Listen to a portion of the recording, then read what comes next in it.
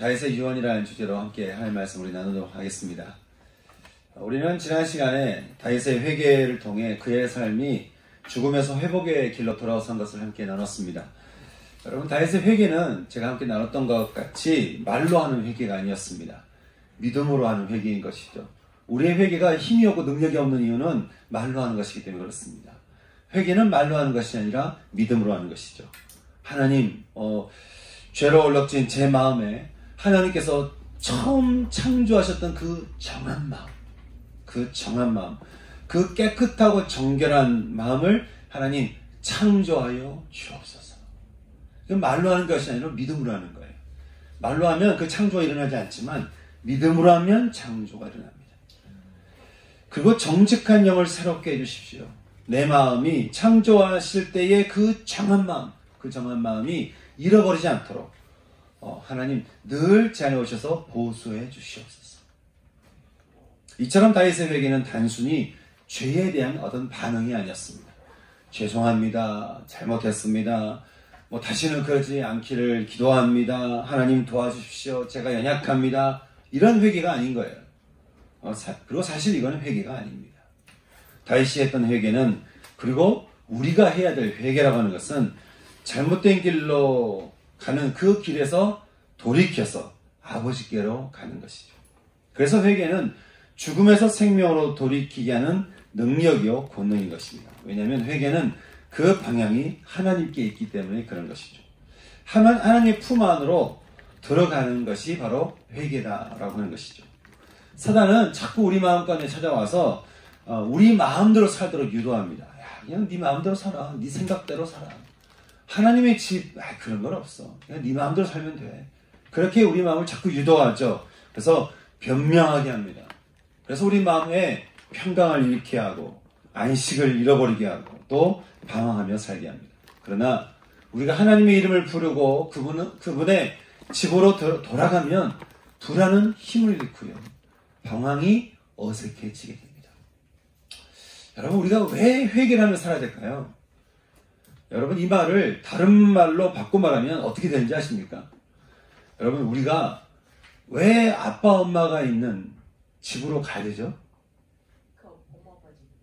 아니, 왜 집에 가야 돼요? 왜 우리가 집에 가서 살아야 됩니까? 이게 대답할 이유가 있는 이야기입니까? 무슨 이유가 있어서 집에 갑니까? 나 오늘 꼭 집에 가야 돼. 나 오늘 꼭 아빠를 만나야 돼. 예진이가 집에 갈 때마다 이렇게 결정을 하고 집에 갈까요? 그럴 이유가 없는 거예요. 집이니까 가는 거예요. 여러분, 회개도 마찬가지입니다.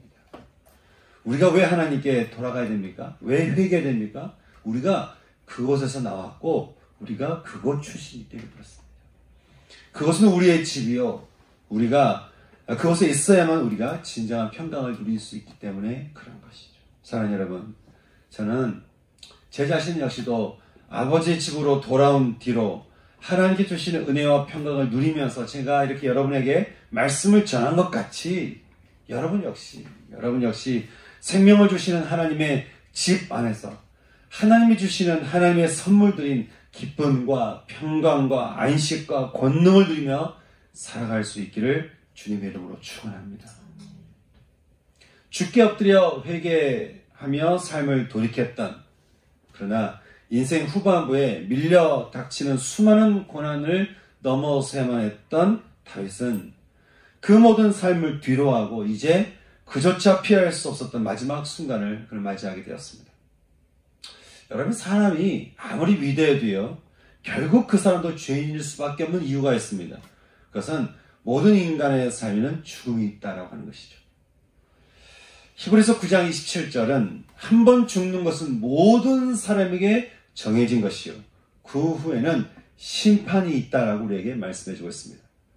그러나 주님은 요한복음 5장 24절에서 말씀하시기를 내가 진실로 너희에게 이르노니 내 말을 듣고 또 나 보내신 이를 믿는 자는 영생을 얻었고 심판에 이르지 아니하나니 그는 사망에서 생명으로 패스했다. 그는 옮겨지느니라 라고 말씀하셨습니다. 사랑하는 여러분, 저는 여러분 모두가, 아니 여러분과 함께하는 모든 분들이 한 분도 빠짐없이 이 심판의 자리에 섰을 때 사망에서 생명으로 패스되는, 옮겨질 수 있는 그런 은총이 있을 수 있기를 주님의 이름으로 축원합니다. 40년간 왕의 삶을 살면서 아브라함과 이삭과 야곱에게 언약하신 언약의 그 모든 땅을 믿음으로 취했던, 그래서 출애굽 역사를 마무리했던 다윗이었습니다. 언약궤를 예루살렘 성에 가져와서 온 나라와 백성이 하나님 말씀 앞에 살아가도록 나라를 세워갔던 다윗이었습니다. 비록 그가 큰 실수를 저질러서 불필요했던, 굳이 경험할 필요가 없었던 그런 고난들을 그는 겪어야만 했지만 결국 하나님 품에 들어간 다윗의 삶은 승리 그 자체였습니다. 그냥 오늘 말씀 1절에 본 것 같이 그 위대했던 다윗 역시 자신의 임박한 죽을 날을 피할 수가 없었습니다. 그래서 그 마지막 몇 날을 앞두고 다윗은 아들 솔로몬을 불러서 마지막 유언을 남기게 되는데요. 이것이 바로 다윗의 삶을 승리로 마감하게 했던 이 유언, 삶의 비결이자, 그리고 위대한 다윗들에게 했던 하나님의 선물이라고 하는 것이죠. 그 유언이 오늘 우리가 읽었던 이 말씀 가운데 있는데요. 오늘 우리가 읽었던 말씀, 먼저 2절 말씀을 함께 우리가 읽어보겠습니다. 2절 말씀 같이 읽어볼까요? 시작. 내가 이제 세상 모든 사람이 가는 길로 가게 되었노라. 너는 힘써 대장부가 되고. 다윗이 하나님의 언약과도 같은 유언을 이게 전하기 전에 그는 이 유언을 받을 만한 사람이 되도록 솔로몬을 붙들고는 이렇게 말하는 거예요.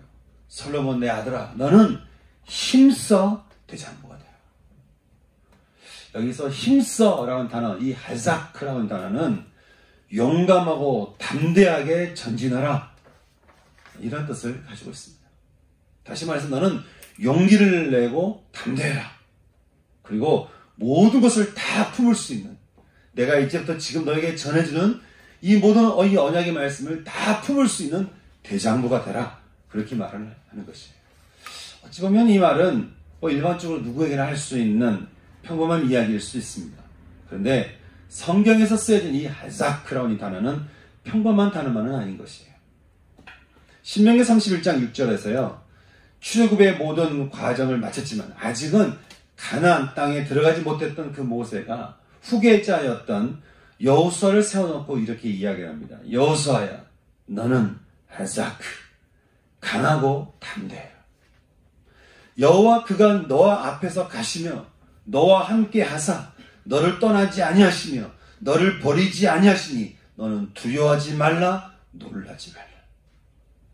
하나님께서 너와 함께 하셔서 모든 땅을 너에게 주시리라. 모세가 이렇게 말을 한 것은 하나님께서 이미 신명기 3장에서 말씀하시기를 너는 여호수아를 세워서 그에게 이렇게 명령하라. 너를 그렇게 명령하여서 그를 하자크, 그를 담대하게 하라. 그에게 명령하여 그를 하자크, 담대하게 하라. 그를 강하게 하라. 그가 내 백성을 거느리고 요단을 건너가서 얘가 볼 땅을 기업으로 얻게 하리라. 그렇게 말씀하시는 거예요. 뿐만 아니라 다시 요단강을 이제 앞두게 된 여호수아에게 하나님께서 나타나셨어요. 그리고 그 여호수아에게 말씀하시기를, 여호수아야, 내가 너에게 명령한 거 아니냐? 내가 너에게 약속한 거 아니냐? 내가 너에게 언약한 거 아니냐? 그러니 하자크, 강하고 담대하라. 두려워하지 말라, 놀라지 말라. 네가 어디로 가든지 너의 하나님 여호와가 너와 함께 하시리라. 함께하는 거죠.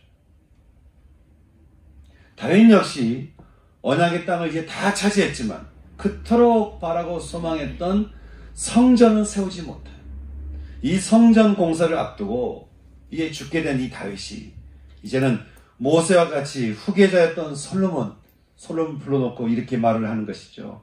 아들아, 하자크, 강하고 담대하라. 그리고 하나님의 크신 일을 감당할 만한 대장부가 되라. 그렇게 말을 하는 것이에요. 다시 말해 하나님께서 이 하사크라는 단어를 사용하시면서 모세와 여호수아 또 다윗을 이끄셨던 것은 이 단어를 통해 하나님께서 주시고자 하시는 뜻이 있었기 때문이었습니다.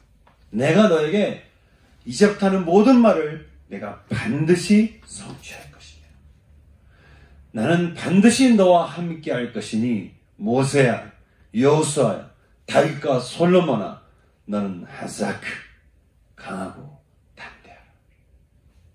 이렇게 말씀하는 것입니다.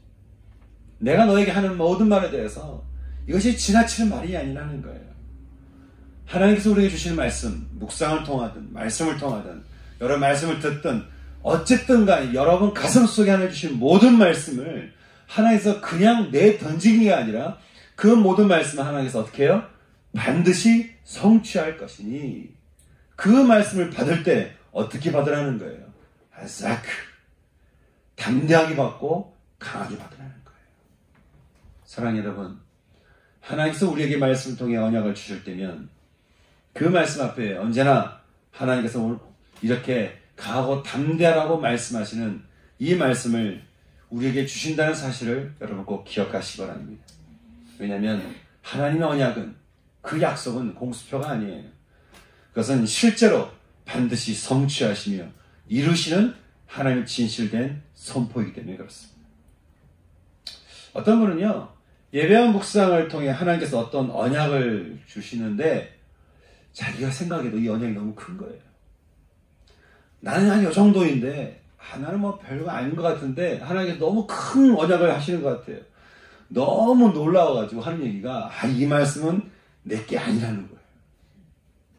설마 나한테 이런 말씀을 하실 일이 없을까라는 거예요.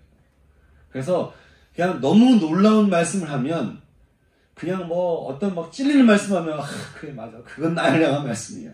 그런데 하나님께서 놀랍게 어떤 약속의 말씀을 주시면 마치 그건 내가 받을 만한 자격이 없는 것 같이 그렇게 해서 넘겨버리는 말씀들이 얼마나 많은지 몰라요.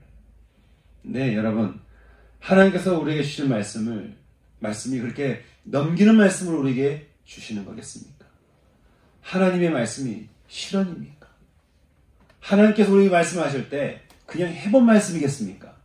그럴 수 없는 것이에요.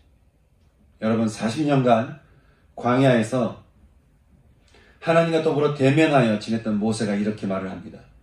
신명기 32장 4절 하나님은 반석이시니 그가 하시는 일이 완전하고 그의 모든 일이 공평하며 정의롭고 진실해서 그는 거짓이 없으신 하나님이시니라. 그의 모든 말은 거짓이 없다. 사랑하는 여러분, 하나님께서 그 어떤 약속과 언약을 주시거든 여러분 그 말씀 앞에 하사크 강하고 담대하시기 바랍니다. 하나님은 여러분이 주신 모든 그 말씀을 반드시 성취하시며 이루실 것입니다. 큰 뜻을 받은 사람이 여러분 작은 마음을 가져야 되겠습니까? 이제 강하고 담대하라고 외친 다윗은 이제 이 말씀을 통해서 두 가지 유언을 남기게 되는데 하나는 하나님이 주신 유언이 그것이고 둘째는 다윗 개인이 솔로몬이 남긴 5절부터 9절 말씀이 그것이었습니다. 오늘 우리는 하나님이 다윗에게 주신 유언의 말씀을 보게 될 텐데요. 그가 남겼던 하나님의 마음, 다윗을 다윗되게 했고 그로 하여금 끝끝내 승리의 삶을 살게 했던 비결, 그 유언은 무엇이었겠습니까?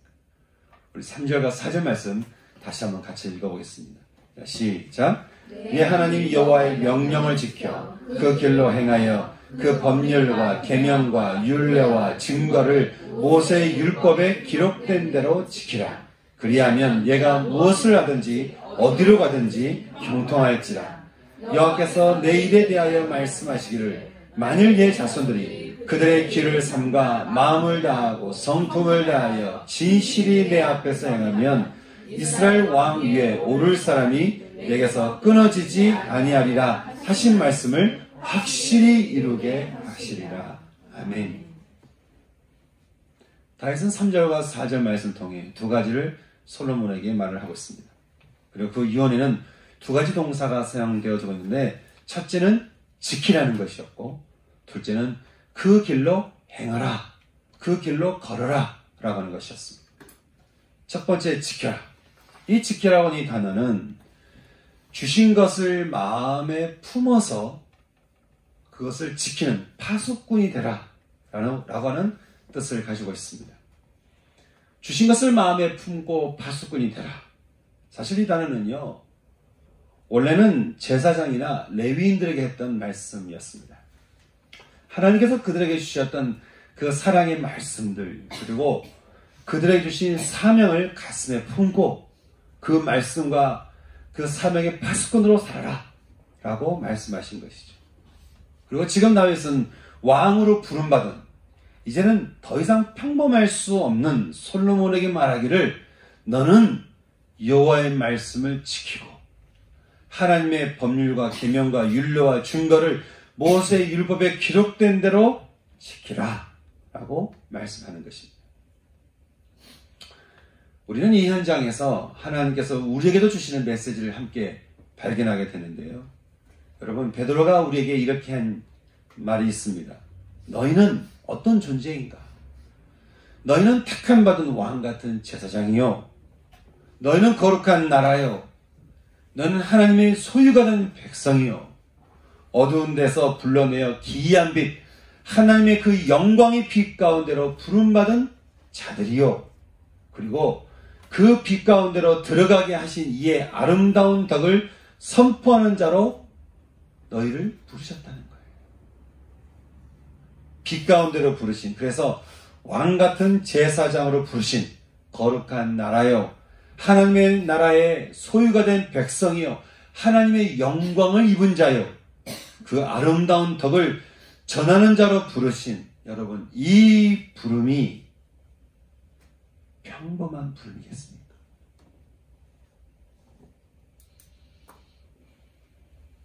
이 부르심을 받은 인생이 평범한 인생이겠습니까? 저는 많은 그리스도인들에게 이런 얘기 듣습니다. 목사님, 저는요 그냥 평범한 삶 되고 싶어요. 그냥 사람에게 묻혀서 굳이 드러나지도 않고, 그렇다고 해서 막 내가 지옥 갈 사람처럼 살지도 않고, 그냥 뭔가 이렇게 묻혀서 그냥 평범하게 그렇게 살고 싶어요. 제가 교회에서 사역을 10년 넘게 하면서, 큰 교회에서 사역하면서 그렇게 사람들 편에 묻혀서 사는, 겉은 그리스도인인데 절대 그리스도인이 아닌 사람들을 수없이 보아왔습니다. 절대 그리스도인이 아니에요. 그런데 그리스도인이라고 말을 합니다. 여러분, 그리스도인은 어떻게 평범하겠습니까? 어떻게 그리스도인이 평범한 인생이겠습니까? 귀신을 믿고 있는 무당들도 평범하게 살 수 없다고 말을 하는데, 그 귀신이 가장 두려워하는 하나님을 모시고 사는 인생이 어떻게 평범한 인생이겠습니까? 그 하나님 믿고 사는 인생이 어떻게 평범한 인생이었습니까? 평범할 수 있겠습니까? 세상에는요, 숨어 지내는 그리스도인과 자신을 드러내는 그리스도인이 있습니다. 나에게는 나를 사랑하시고 나의 죄의 대가를 대신 치러주신 예수 그리스도가 있다는 거예요.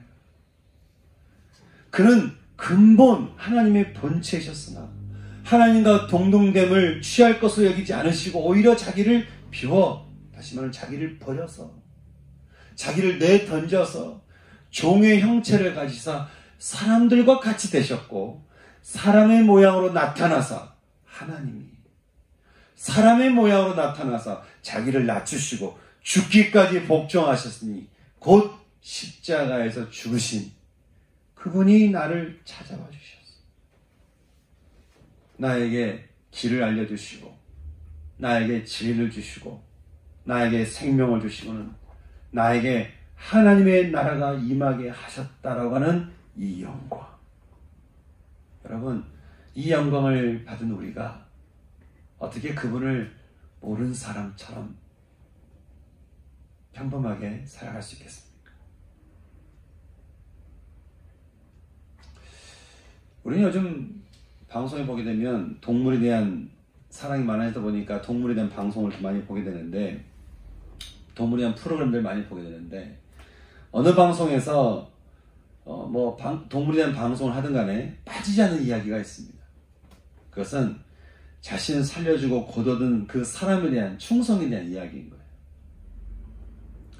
어떤 강아지가 어디서 이렇게 두들겨 맞았는지 상처투성이로 아주 피투성이 된 채로 오랫동안 굶어 죽은 채로 길거리에 누워 있었다고 해요.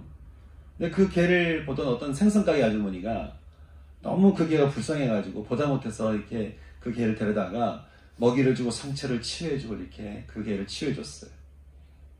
그래서 그 개가 많이 회복이 됐어요. 이제 아주 건강하게 됐습니다.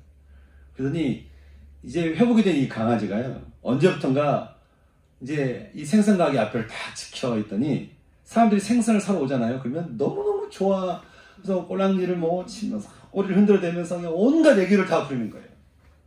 하여간 이 근처만 오면 온갖 애교를 다 부려서 하여간 지나가지 못하게끔 막 이렇게 하는 거예요.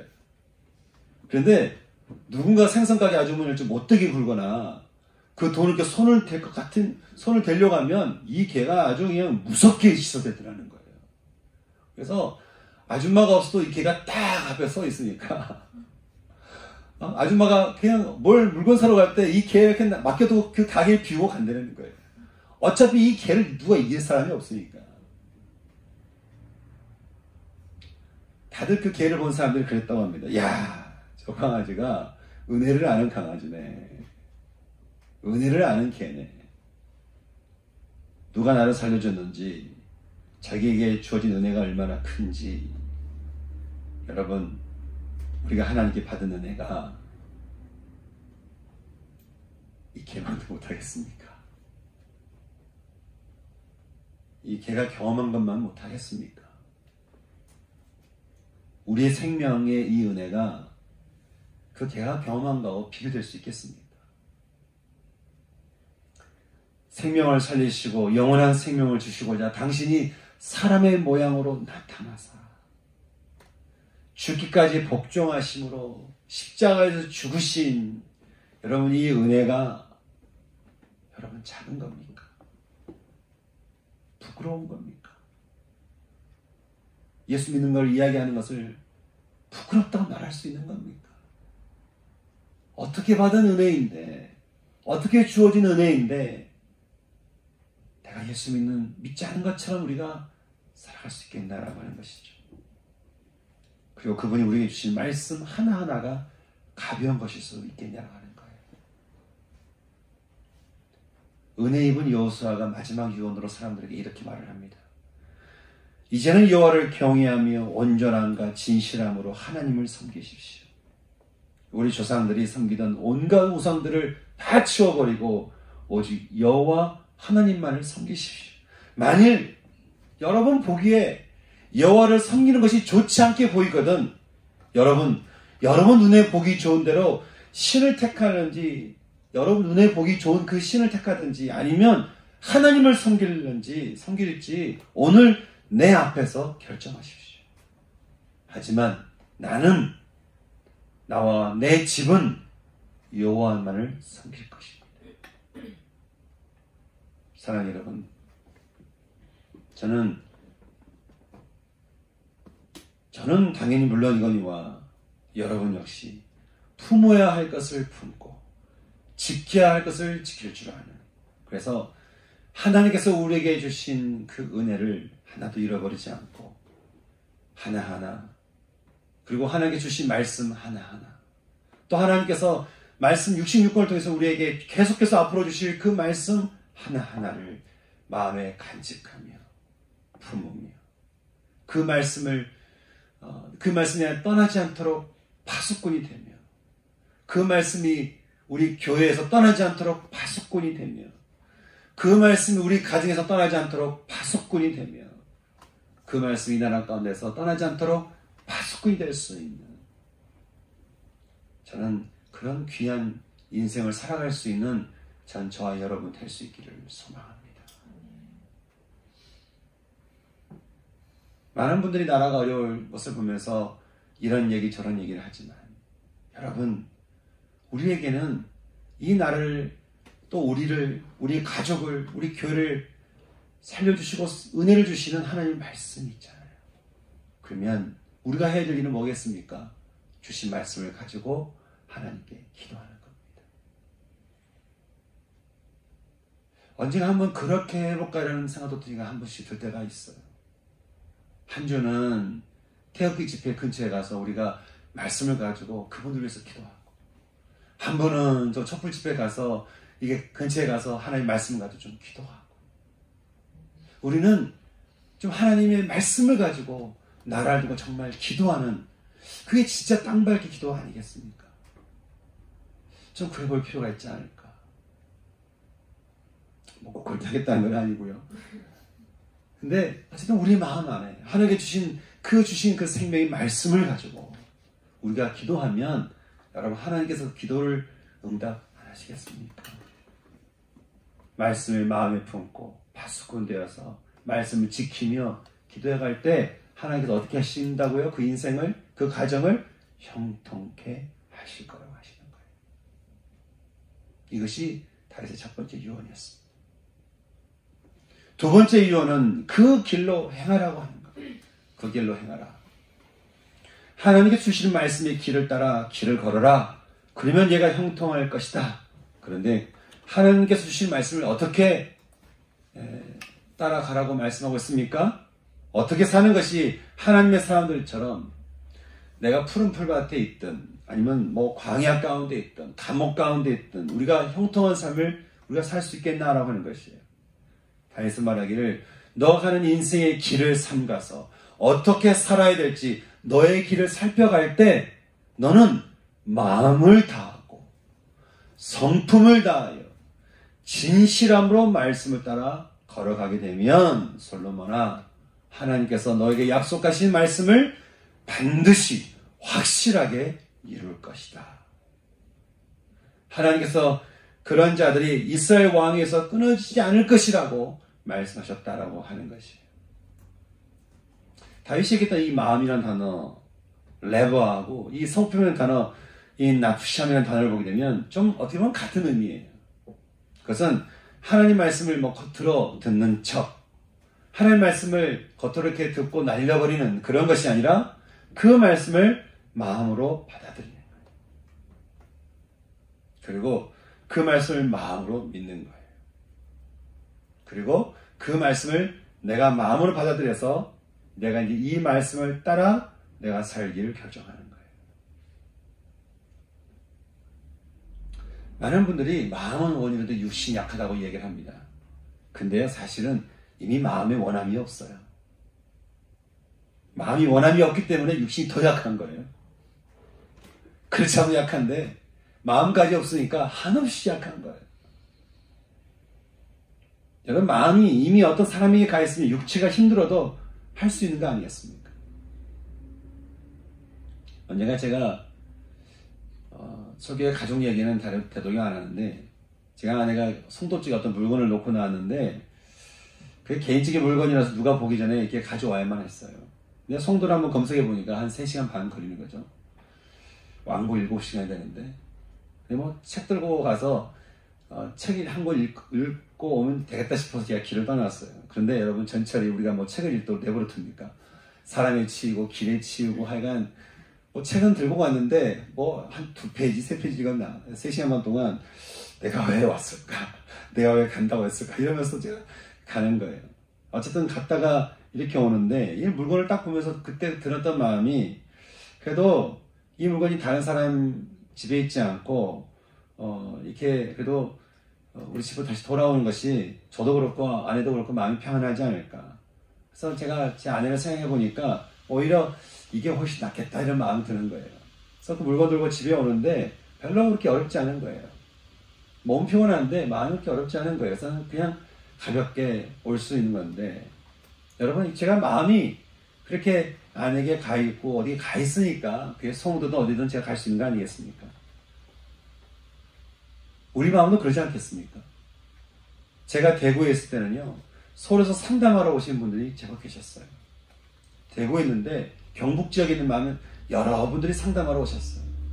아들 데리고 오고, 또 남편을 위해서 오고, 아내를 위해서 오고, 동생을 위해서 오고. 어제는요, 대구에서 어떤 분이 서울로 상담하러 오시겠다는 분이 계셨어요. 여러분, 그분들이 왜 그렇게 먼 길을 마다하지 않고 그렇게 달려온다고 말을 할까요? 또 그렇게 오겠습니까? 그래서 그 마음 안에 내 아들과 아내와 동생과 남편이 치유되기를 원하는 마음이 있기 때문에 그런 거 아니겠어요? 그러니 그 마음이 있으니 서울이면 어떻고 제주도는 어떻고 그게 어디면 어떻겠냐라고 하는 것이죠. 그래서 참 우리가 어떤 마음을 품느냐, 그래서 어떤 성품을 가꾸며 살아가느냐, 이것은 우리에게 참 중요한 것입니다. 하나님은 너희가 내 앞에 마음을 다 성품을 다하여, 다시 말해서 진실됨으로 내 말씀을 받아서 나의 길을 너가 가게 되면 내가 너에게 약속했던 모든 약속들을 확실하게 이루게 할 거라고 주님 오늘 우리에게 말씀하셨습니다. 여러분, 성경 66권을 통해서 언약하시고 약속하신 하나님의 말씀을 내가 마음을 품어서 모든 성품을 다하여 진실되게 그 말씀대로 살아갈 수 있다 하다면 하나님께서 우리에게 주신 열매가 얼마나 크겠습니까? 며칠 전에 한국 예수전도단을 세우신 오대현 목사님을 만나게 되었습니다. 나이가 85세이셨어요. 아내 되신 엘렌 사모님은 84세이셨는데, 제가 이분과 함께 85세와 84세입니다. 이 두 분과 함께 식사를 하면서 느꼈던 한 가지 느낌이 있었어요. 제가 그분의 책도 좋아하고 그분의 가르침도 좋아하고 그분의 설교를 많이 들었고 그랬지만 막상 앞에서 대면해서 이제 이야기한 건 처음이었는데 85세에서 힘이 느껴졌어요. 그냥 단순히 착하고 온순한 분만은 아닌 거예요. 그러니까 힘이 느껴졌어요. 순간 제가 그 생각 들었어요. 이분 선교사시구나. 갈렙이 여호수아에게 했던 말이 있습니다. 오늘 내가 85세로 돼 여전히 강건하니 힘이 그때나 지금이나 같아서 모든 일을 감당할 수 있습니다. 그러니 내게 약속하신 이 산지를 내게 주소서. 85세의 인생, 그분이 대화 중에 말씀하신 주 대화가 뭐냐면 옛 과거 회상이 아니었어요. 하나님께서 앞으로 어떻게 하실 거에 대한, 개인도 그렇고 단체도 그렇고 또 대한민국 나라를 통해서 또 통일한국을 위해서 하나님께서 어떻게 하실 거에 대한 미래를 이야기하는 거예요. 저는 85세의 어르신 앞에 과거 얘기를 듣지 않고 미래 얘기를 듣는 것이 참 신기했어요. 그리고 그것에 대한 하나님의 이제까지 하나님께서 어떻게 자신 안에 일을 성취하셨는가에 대한 그 믿음에 대한 이야기와 그리고 하나님께서 앞으로 하실 것에 대한 그 믿음에 대한 이야기를 듣는데 뭉클한 거예요. 이분은 미래를 사시는 분이시구나. 10대를 살아도요, 얼마 안 살았는데도 아주 다 죽은 것처럼 사는 사람이 있고, 이렇게 85세를 사시는데도 불구하고 미래를 바라보면서 힘있게 사시는 분들이 있는 것이죠. 그 비결은 뭐겠습니까? 그 안에 마음을 다하고 성품을 다하여 하나님께서 내게 약속하신 모든 말씀을 그대로 품어서 그 말씀대로 살기를 결정했을 때 하나님께서 펼쳐주시는 미래가 희망이요 소망이라고 하는 것이죠. 어떤 분은 그렇게 말을 합니다. 하나님에게 주신 언약이 뭔지를 잘 모르겠다는 거예요. 말씀을 받지만 내게 주신 언약이 잘 모르겠다고 말씀하시는 분이 있어요. 예, 그럴 수 있습니다. 여러분, 그것이 어떤 언약이든 간에 어떤 말씀이든 간에 그 모든 언약의 말씀을 하나로 통합해서 얘기해보자면 그것은 하나님의 나라라고 얘기해 볼 수 있습니다. 하나님의 나라.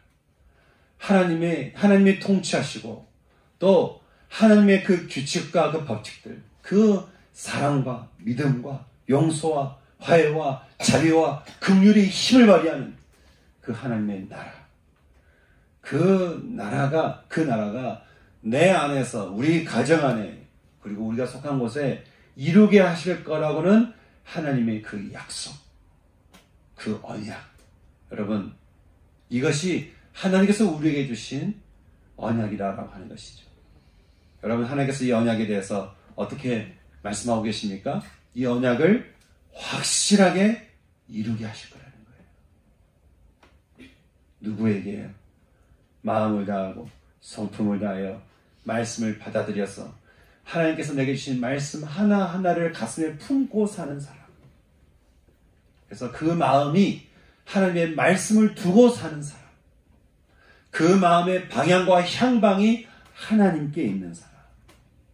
그 사람에게 이 약속을 확실하게 이루게 하실 거라고 하나님은 말씀하고 있는 것입니다. 사랑하는 여러분, 다윗이 오늘 이 이야기를 하면서 솔로몬 내 아들아, 너가 이 말씀을 가지고 하나님께서 주신 모든 말씀 네가 지키고 그리고 그 길로 행하면 하나님께서 너에게 행하실 일들이 이러이러할 것이다. 반드시 그 일이 이루어질 것이다. 라고 말씀하고 있는 것이죠. 이 말씀이 여러분 비단 솔로몬에게만 임하는 말씀이겠습니까? 저는 이 말씀 듣는 오늘 이 시간 우리 가운데서도 하나님께서 동일하게 말씀하시는 말씀인 줄 믿습니다. 제가 어젯밤에 설교를 이렇게 마무리 다 하고 나서 또 이렇게 검토하고 또 보고 이렇게 있는데 이선민 집사님에게 문자가 왔어요. 아니 전화가 왔어요. 목사님, 아버지가 돌아가셨어요. 그런데 우리 집사님은 울면서 나한테 이야기를 하는데 잠깐 제가 눈물이 나왔다가 갑자기 마음속에 평안이 왔어요. 여러분, 여러분도 다 들으셨지만 이선민 집사님 아버님이 예수를 영접하셨죠. 그러면 그분이 예수님을 믿는 분이죠. 네. 믿는 자의 죽음과 믿지 않는 자의 죽음은 다른 것입니다. 주님이 말씀하셨습니다. 주 안에서 죽는 자들은 복이 있도다. 아, 복된 죽음을 맞이하셨구나. 그러니 슬픈 마음이 있다가 마음에 또 평안한 마음이 드는 거예요. 그런데 그 순간에 오기 전까지 이선민 집사님이 참 많이 기도했어요. 처음에 저한테 아버지의 구원을 두고 얘기할 때 뜬구름처럼 얘기했어요. 서로 또 뜬구름처럼 저도 들었어요. 이거 어떻게 전해야 될지, 어떻게 해야 될지, 그냥 기도만 하면 되는 건지, 그냥 그렇게만 하면 내가 다 되는 건지. 제가 제 이야기를 해주고 제가 대구멍 내려가서 전했던 이야기 해주고 여러 가지 이야기를 해줘도 어떻게 해야 될지 모르겠는 마음이 있는데 그냥 한 가지, 하나님께서 저를 통해서도 그리고 다른 사람 통해서 역사하셨다 한다면 한번 믿어볼게요. 그리고 믿음으로 기도하는 거예요. 그리고 때를 보는 거예요. 하나님께서 역사해 주시도록. 설마 홍국숙 장로님 광주에 계신 분이 여기 오셔가지고 여기 말씀을 듣고 설마 한편까지 내려가서 그 복음을 전해서 영접으로 인도할 거라고 생각이나 했겠습니까? 제가 그 홍국숙 장로님을 굳이 꼭 불러야 되겠다라고, 그분은 또 광주에서 올라와야 되겠다라고, 그게 어떻게 인간의 생각으로 그게 됐겠습니까? 그 기도 아니겠어요? 하나님께 주신 말씀을 마음을 다하여, 성품을 다하여 진실되게 기도했을 때 하나님께서 그 기도를 통해 역사하신 것이죠. 그래서 참 하나님의 축복이거나 그런 마음이 드는 거예요. 사랑하는 여러분, 저는 우리들의 삶 역시 그랬으면 좋겠습니다. 다윗이 유언했던 대로 하나님께 주신 모든 말씀을 지키며 다섯권 세며 그리고 주신 모든 말씀을 마음을 다하여 성품을 다하여 진실되게 받아들이고 믿으며 내 마음을 그 말씀에 두며 그 말씀을 따라 내가 살아가기로 결정하며 그렇게 나아가는 그 인생, 저는 그 인생이 오늘 우리의 인생 될 수 있기를 주님의 이름으로 축원합니다. 함께 기도하기 바랍니다. 함께 우리가 기도했으면 좋겠습니다. 하나님께서 여러분 각자에 주신 은혜들을, 이제까지 여러분에 주신 모든 말씀들, 하나님께서 여러분의 삶을 구원해 주신 그 은혜들을 떠올려보시면서 먼저 감사함을 기도하십시다. 하나님, 참 자격이 없는 제 인생이었는데 저에게 이 기가 막힌 영생의 은혜를 제게 주셔서 감사합니다. 함께 감사의 기도를 올려드리시면서 그리고 또 함께 기도했으면 좋겠습니다. 하나님, 이 다윗의 유언을 하나님 제가 이어받습니다. 이 다윗의 유언을 제 마음에 새기기로 결정합니다. 주의 말씀을 제가 마음에 지키며 마음으로 지키며 그 말씀으로 파수꾼 삼으며 그리고 그 말씀에 내 마음을 들여 마음을 다하고 성품을 다하여 제가 말씀을 따라 살기를 결정합니다. 그렇게 함께 기도 나갈 수 있는 시간 됐으면 좋겠습니다. 함께 기도할까요? 기도하시겠습니다.